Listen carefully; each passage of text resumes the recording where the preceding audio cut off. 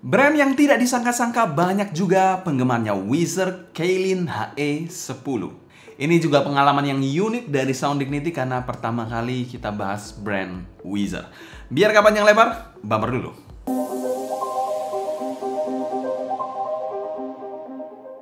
Halo semua, selamat datang di channel Sound Dignity bersama dengan saya Sebastian. Seperti biasa akan sharing info dan racun mengenai dunia personal audio, baik itu dari portable ataupun desktop audio.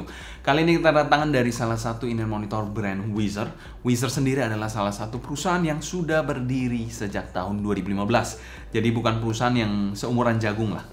Dimana kalau saya perhatikan brand Weezer sendiri, mereka konsisten membuat in-ear monitor dengan konfigurasi single dynamic driver. Tidak terlepas in-ear monitor satu ini pun menggunakan single dynamic driver sebesar 10,2 mm dengan carbon nanotube diaphragm driver. Kabelnya pun sudah detachable dual pin 0,78 yang universal 5N SPC. Kabel yang cukup spesial.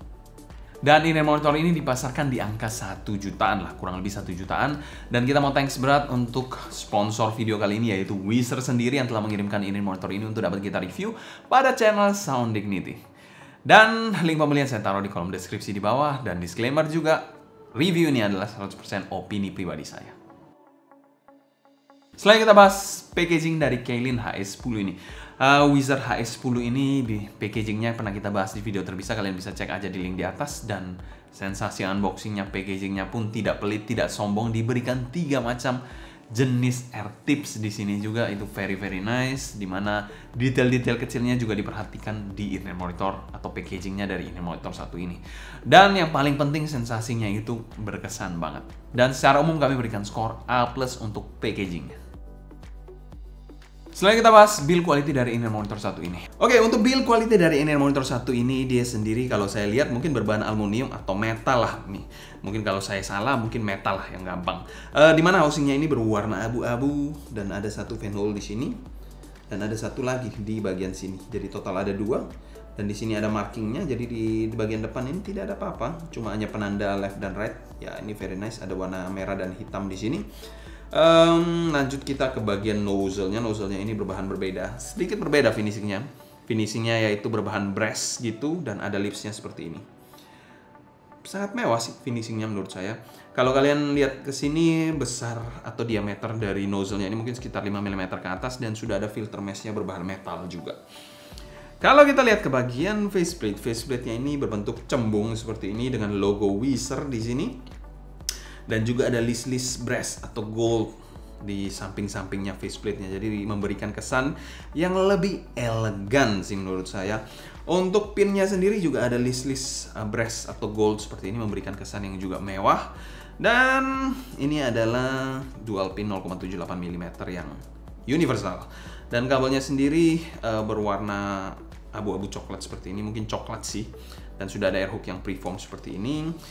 Single line aja, nggak aneh-aneh. Tapi ini kabel yang cukup tebal dan lentur menurut saya. Lalu kalau turun ke bagian bawah, di sini ada chin slider dan splitter. Ini juga ada list yang gold yang memberikan kesan senada dengan housingnya. Dan juga ini bahannya metal juga, dua-duanya chin slider maupun splitternya. Very nice di sini. Dan kalau kita turun ke bagian bawah, di sini adalah kabel yang di twisted seperti ini, dual line. Jadi terkesan berbeda lah dari kabel-kabel curah pada umumnya. Dan untuk jacknya sendiri berbahan metal yang kokoh banget menurut saya, straight plug 3,5 mm. Di sini juga gold plated, ada tulisan Kaylin-nya di sini. Very nice. Kaylin HE10 sendiri kami berikan skor A- untuk build quality-nya. Bisa dikategorikan build quality yang kokoh, tak tertandingi dan juga ganteng. Selanjutnya kita bahas fitting dari Kaylin HE10 ini. Untuk fitting dari Kaylin HE10 sendiri, dia memiliki housing yang sedang aja sih, tapi kalian perlu perhatikan ada sedikit tonjolan di bagian atas. Jadi ada sedikit siripnya, ada fin-nya di bagian atas sedikit, tapi tidak terlalu menonjol sih sebenarnya. Dan in-ear monitor ini terbuat dari bahan aluminium saya rasa, jadi memang tidak terlalu berbobot atau terlalu berat yang mengganggu atau menyiksa. Dengan tipe pemakaian adalah over ear, regular to the fit seperti ini. Dan disclaimer juga, in-ear monitor ini kita menggunakan earpiece bawaan dengan size M lah. Untuk kekedapan dan gripnya ya cukup nice di in-ear monitor satu ini. Kalau dipakai seperti ini, Digoyang-goyang gini pun gripnya cukup oke, tidak terkesan loose sama sekali, dengan bentuk yang bisa dikategorikan cukup ergonomis dan tidak ada sudut-sudut tajam yang mengganggu di inner monitor satu ini. Untuk pemakainya bisa dikategorikan cukup snack, dia duduk cukup manis di telinga saya, tidak terkesan super snack banget yang sampai panas ataupun terkesan loose banget, enggak, jadi pas aja menurut saya. Dan so far nyaman-nyaman aja sih untuk dipakai dalam jangka waktu yang panjang. Dan secara umum kami berikan skor A- untuk fitting dari inner monitor satu ini. Selain kita bahas sound quality dari inner monitor satu ini memiliki arah suara yang bisa dikategorikan warm, agak sedikit V, jadi mild V dikit, dan penekanannya lebih utama ke arah bass dan juga upper mid-nya. Dan inner monitor ini juga tidak terlalu berat untuk di-drive menggunakan smartphone sekalipun. Dan kalau kalian yang bertanya-tanya apa sih preferensi suara saya adalah neutral warm. Jadi saya suka yang neutral, yang balance dan juga ada sedikit sentuhan warmnya, biar ada unsur fun lah, gak boring. Oke, untuk bass dari inner monitor satu ini dia bisa dikategorikan bass yang cukup fun. Terkesan memang tidak terlalu bersih lah, khas dari dynamic driver yang ada kesan decay-nya. Bagi sebagian orang itu mungkin cocok, bagi sebagian orang yang mungkin suka bass yang bersih-bersih agak sedikit kurang cocok ya.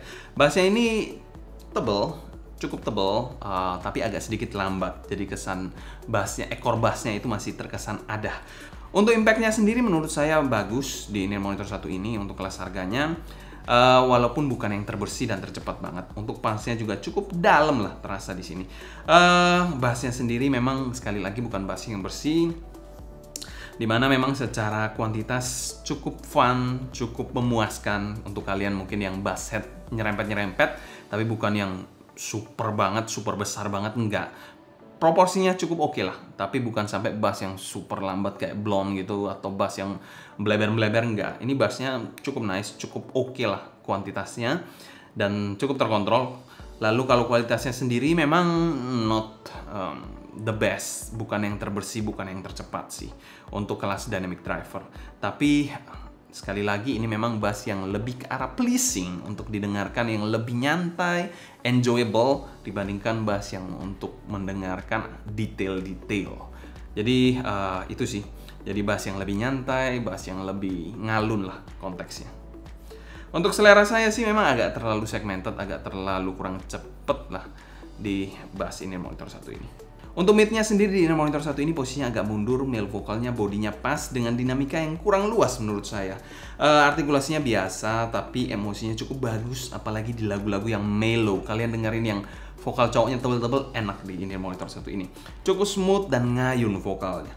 Lalu kalau untuk female-nya sendiri juga cukup berbobot di inner monitor satu ini dengan artikulasi yang kurang serta luas yang tidak terlalu dinamis menurut saya. Jadi tidak terlalu dynamic range-nya tidak terlalu luas.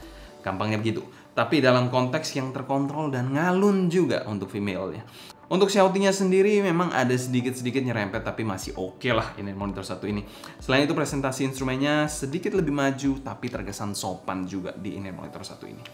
Untuk treble-nya ini yang agak kurang energinya menurut saya, dengan kesan string yang agak ketahan gitu menurut saya. Decay-nya cukup terkontrol dan gak bikin fatigue sama sekali di inner monitor satu ini.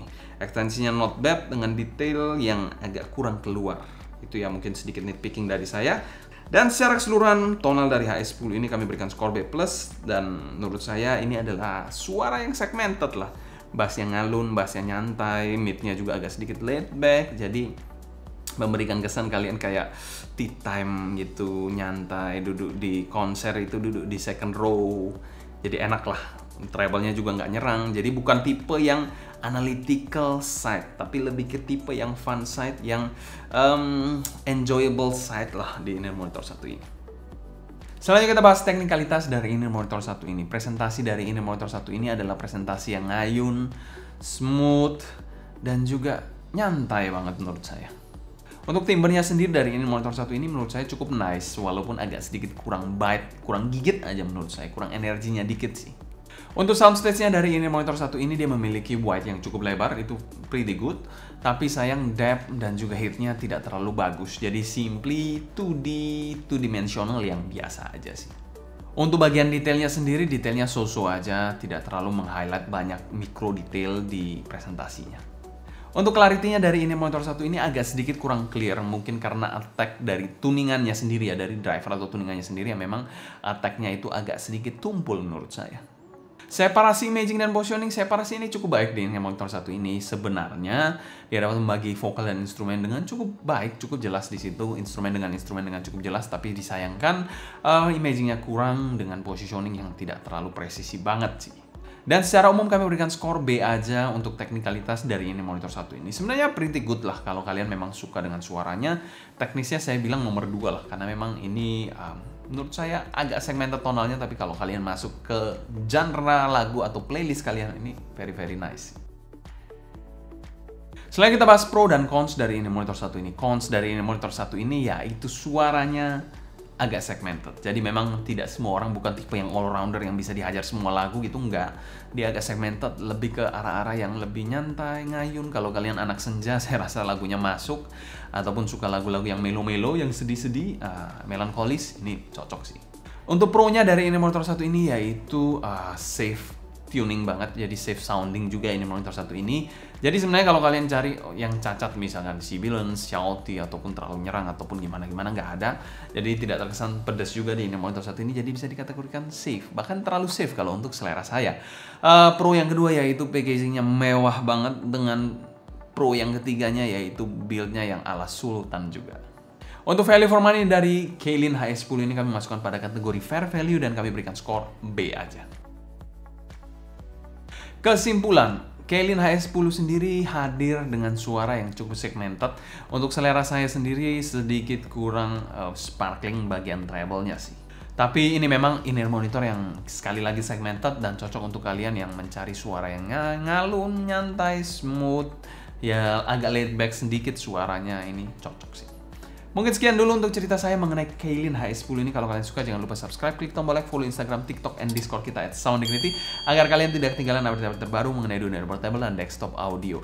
Jangan lupa juga kita ada pengumpulan foto-foto setup. Kalau kalian mungkin lagi gabut, monggo kirim fotonya di email di bawah ini biar nanti kita bahas di video react yang terpisah.